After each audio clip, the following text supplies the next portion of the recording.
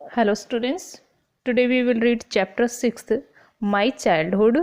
In this chapter we will read about APJ Abdul Kalam, जो हमारे पहले राष्ट्रपति रह चुके हैं। उनकी ये एक स्टोरी है। तो ये उनकी एक ऑटोबायोग्राफी है जो उनकी एक बुक विंग्स ऑफ फायर से ली गई है, और वो इसमें अपने चाइल्डहुड की कुछ बातें हैं वो शेयर करते हैं। तो चलिए हम इसमें देखते हैं कि इस चैप्टर में क्या है अबाउट APJ Abdul Kalam.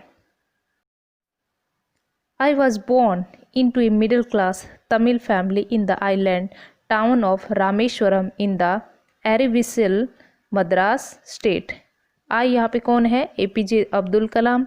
वो बताते हैं कि मैं बॉर्न हुआ, मेरा जन्म कहाँ हुआ? एक मिडिल क्लास में, जो एक तमिल फैमिली थी, और वो एक टाउन जो कहाँ किसके रामेश्वरम आइलैंड के पास एक टाउन था, वहाँ पे रहते थे रामेश्वरम जगह में। इन द एयरविसल मतलब फॉर्मर मद्रास स्टेट। वो एक मिडिल क्लास फैमिली से बिलोंग करते थे, एक तमिल फैमिली से। My father Jainulabdeen had neither much formal education nor much wealth. Despite these disadvantages, he possessed great innate wisdom and a true generosity of spirit. मेरे जो father थे जैनुलाब्दीन, वो एक सिंपल पर्सन थे। उन्होंने ना तो वो ज़्यादा पढ़े थे ना कम पढ़े थे, और ना ही वो इतने ज़्यादा रिच थे, ना उनके पास ज़्यादा वेल्थ था। बट वो क्या करते थे? इनिएट मतलब इन बॉर्न इक्वालिटी और feeling in a one's nature. वो लेकिन उनका स्वभाव बहुत अच्छा था। वो ट्रू जेनरसिटी मतलब एक निस्वार्थ भाव से सबकी सेवा करते थे। He had an ideal helpmate in my mother Ashima, और दूसरा उनकी मदर भी उसके फादर की तरह ही थी। वो हेल्पमेट थी, हमेशा अपने उनके फादर की हेल्प करती थी। APJ अब्दुल कलाम की मदर आशिमा नाम था उनका। I don't recall the exact number of people she fed every day, but I am quite certain that far more outsiders eat with us than all of members of our own family put together. लेकिन उनकी ये उदारता ये दिखाती, जो मेरी mother थी वो भी मेरे फादर की तरह ही थी। जितना घर में खाना जितने घर के लोग सदस्य कम थे, इतना तो मेरी मदर बाहर के लोगों को खाना खिलाती थी। मतलब उसकी मदर थी वो भी हेल्पफुल थी। I was one of many children, a short boy with rather undistinguished looks, born to tall and handsome parents. अब APJ अब्दुल कलाम अपने बारे में बताते हैं कि हम लोग बहुत सारे चिल्ड्रन थे। मेरा हाइट था वो छोटा था, और मैं एक अनडिस्टिंग्विश मतलब होता है कि ऐसा लुक, मेरा इतना इंटरेस्टिंग लुक नहीं था, मतलब मैं इतना ज़्यादा अच्छा नहीं दिखता था।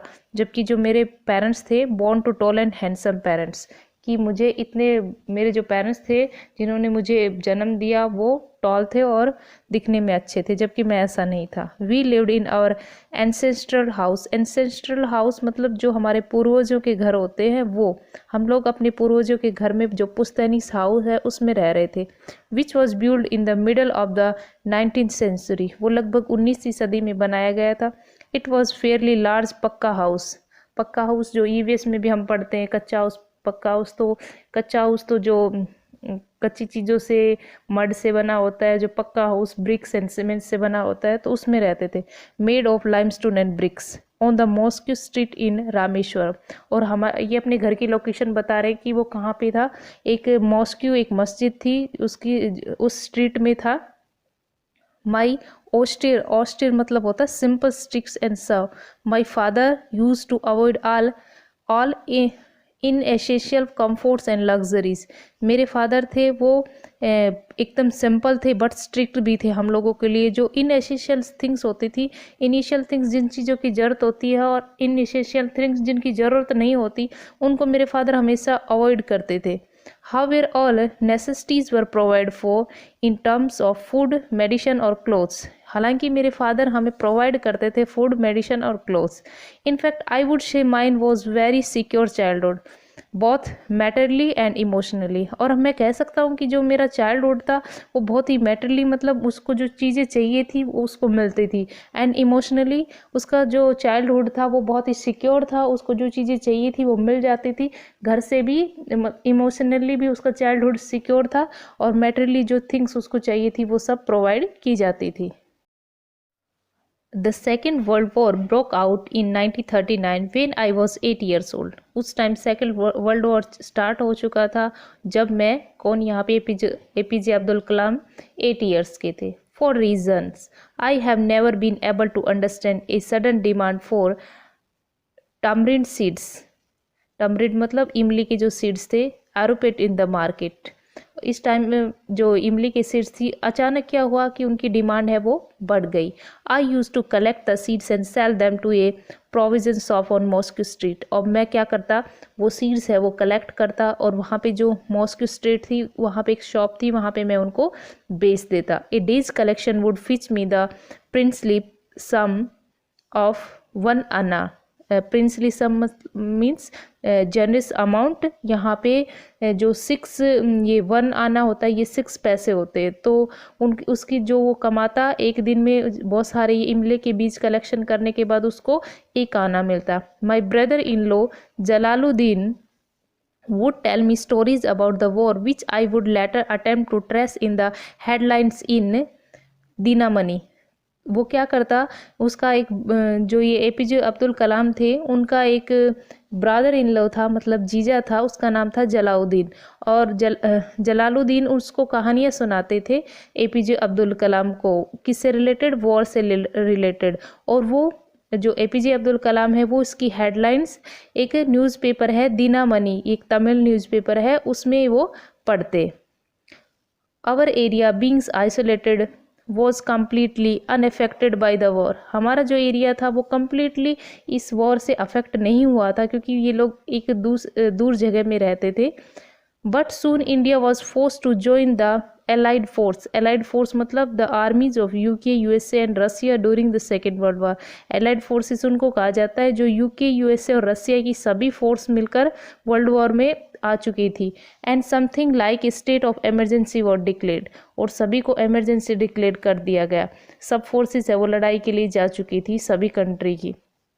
The first casualty came in the form of suspension of the train halt of the Rameshwar station. सबसे पहला इसका प्रभाव किस पे पड़ा, रामेश्वर जो स्टेशन था वहाँ पे, क्योंकि वहाँ पे उस ट्रेन ने रुकना बंद कर दिया था. The newspapers now had to be bundled and thrown out from the moving train on the Rameshwar road between Rameshwaram and धानुषकोडी. और क्या हुआ कि अब ट्रेन तो वहाँ पे रुकती नहीं थी, तो न्यूज़पेपर के बंडल है वो ट्रेन से फेंके जाने लगे. दैट फोर्स माई कजन, इसके जो कजन थे उनका नाम था समासुद्दीन, ये इनके कजन थे एपीजे अब्दुल कलाम की. Was distributed newspaper in Rameshwar to look for helping hand to catch the bundles and as if naturally I filled the slot. अब इनके जो कजन थे एपीजे अब्दुल कलाम के कजन समासुद्दीन, उनको हेल्प की ज़रूरत थी कि इन बंडल के में इनको पकड़ने में कोई हेल्प करे. तो यहाँ पे एपीजे अब्दुल कलाम कहते आई फिल्ड द स्लॉट, मैंने उस जगह को फिल किया, मतलब ये उनके साथ काम करने लगे. Samsuddin help me in my first wage. अब वो जाहिर सी बात है कि वो उनके हेल्प करते थे तो उनको कुछ वेजेस में मिलता था. वेजेस मतलब जब हम कोई मजदूरी करके काम करते तो उसका जो हमें पैसा मिलता है तो उनको वेजेस मिला. Half a century later, it means लगभग 50 years, I can still feel the surge of pride and earning my own money for the first time. बोलते ही मुझे बहुत ज़्यादा प्राउड हो रहा था कि मेरी पहली अर्निंग है वो मुझे मिली है. Every child is born with some inherited characteristic into a specific socio-economics and emotional environment and trained in certain ways by figure of authorities. Every child है वो बॉर्न होता है, जब उसका जन्म होता है तो वो अपने पेरेंट्स से कुछ ना कुछ ज़रूर सीखता है, उसके अपने पेरेंट्स के गुण उसके अंदर ज़रूर आते हैं. आई inherited honesty and self discipline from my father. अब एपीजे अब्दुल कलाम कहते हैं कि मैंने क्या सीखा, अपने फादर से ऑनेस्टी सीखी. And from my mother, I inherited faith in goodness and deep kindness. So did my 3 brothers and sister. और मैंने अपनी मदर से सीखा कि गुडनेस में फेथ, उनका अच्छाई में विश्वास था और एक बहुत ही वो काइंड थी. और ऐसे गुण सिर्फ मेरे अंदर ही नहीं आए बल्कि मेरे दूसरे जो 3 ब्रदर्स थे और एक सिस्टर उनमें भी आए. I had 3 close friends in my childhood, Ramanand Shastri, Arvindan and Shiv Prakashan. ये इनके चाइल्डहुड फ्रेंड्स थे. All these boys were from orthodox Hindu Brahmin families, और ये तीनों ही ब्राह्मण फैमिली से बिलोंग करते थे, जबकि एपीजे अब्दुल कलाम एक मुस्लिम थे। As children none of us our felt any difference among your self because of our religious difference and upbringing. लेकिन इनके धर्म अलग अलग होते हुए इन लोगों में कोई भी डिफरेंस नहीं था। In fact Ramanand Shastri was the son of पक्षी लक्ष्मण शास्त्री। यहाँ तक कि जो रामानंद शास्त्री थे उनके वो किन के सन थे? लक्ष्मण शास्त्री के, जो क्या थे? The high priest of the Rameshwaram temple. जो रामेश्वरम टेम्पल थे उनके बड़े पुजारी थे। Later he took over the priesthood of Rameshwaram temple from his father. Arvindan went into the business of arranging transport for visiting pilgrims, and Shiv Prakashan became a catering contractor for the southern railway. अब ये क्या करते थे? इनका जो व्यवसाय था, इसके फादर का जो पक्षी लक्ष्मण शास्त्री थे, इनके जो सन थे रामानंद शास्त्री, उन्होंने अपने फादर का व्यवसाय था वो अपना लिया था।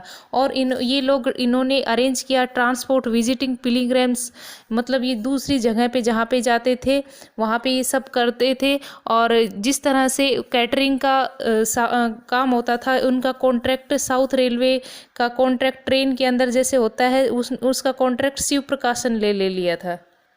होता है ना कि जैसे ट्रेन में जब हम लोग ट्रैवल करते हैं तो अलग अलग टाइप्स के रिजर्वेशन होते हैं, उसमें हमें बार बार चाय नाश्ता ऐसे देने के लिए आते हैं। तो इस तरह से उन लोगों का भी एक कॉन्ट्रैक्ट उन्होंने ले लिया था शिव प्रकाशन ने साउथ रेलवे का।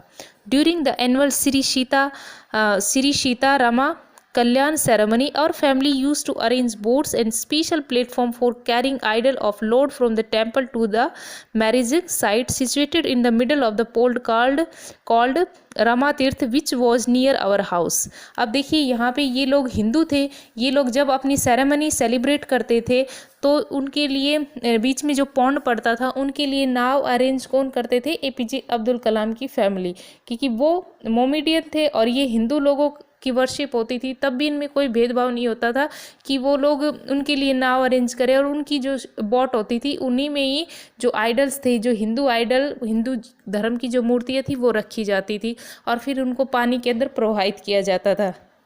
Events from the Ramayana and from the life of the prophet were the bedtime story my mother and grandmother would tell the children in our family। और यहाँ तक कि हम मोमेडियन होते हुए भी हमें रामायण की कहानियाँ भी सुनाई जाती थी, और जो हिंदू धर्म में आती है और जो मुस्लिम धर्म से रिलेटेड कहानियाँ थी वो कहानी हमारी मदर और ग्रैंड मदर हमें सुनाती थी। जिस तरह से मंदिर के पुजारी होते हैं वैसे ही मौलवी होते हैं मस्जिद में, तो वो इनमें कोई डिफरेंस नहीं था मोमेडियन एंड हिंदू का।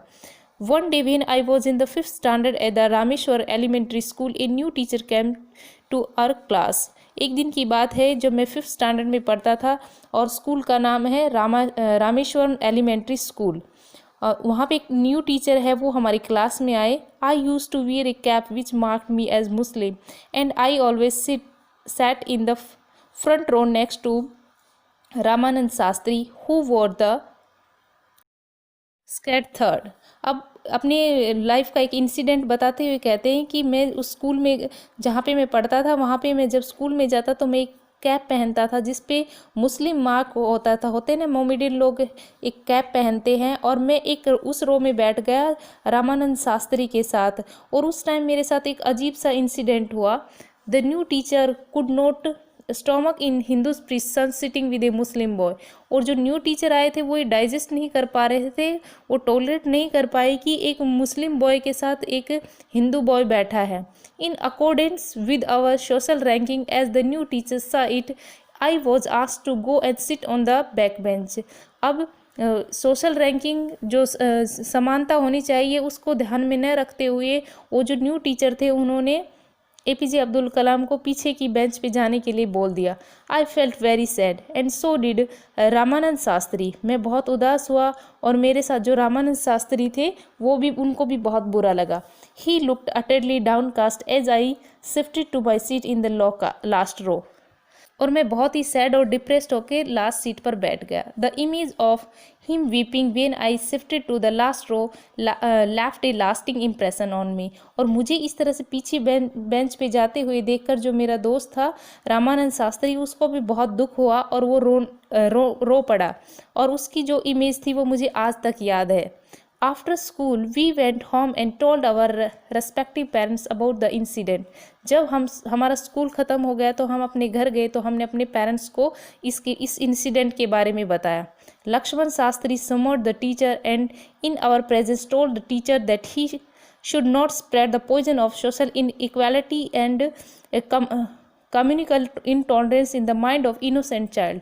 अब वहाँ पे लक्ष्मण जो शास्त्री थे, वो मेरे रामानंद शास्त्री के फादर, उन्होंने उस टीचर को बुलाया और उसको कहा कि तुम इस तरह से जो इनोसेंट चिल्ड्रन है इनके मन में ये इनइक्वालिटी का जहर नहीं भर सकते। He bluntly asked the teacher to either apology or quit the school and island. अगर या तो तुम इन बच्चों से माफ़ी मांगनी पड़ेगी या फिर तुम यहाँ से क्विट कर जाओ, या तो स्कूल को छोड़ दो और इस आइलैंड को छोड़कर चले जाओ, या फिर तुम इन बच्चों से माफ़ी मांगो। Not only did the teacher regret his behaviour but the strong sense of conviction means होता है स्ट्रॉन्ग ओपिनियन और belief. Lakshman Shastri convinced ultimately reform this young teacher. अब कहीं ना कहीं उस जो टीचर था उसके मन पे बहुत गहरा प्रभाव पड़ा और वो उसने भी इस बात से बहुत ज़्यादा वो कन्विंस हो गए। ओके स्टूडेंट, नेक्स्ट वीडियो में हम इसका नेक्स्ट पार्ट करेंगे और क्वेश्चन आंसर डिस्कस करेंगे। Thank you.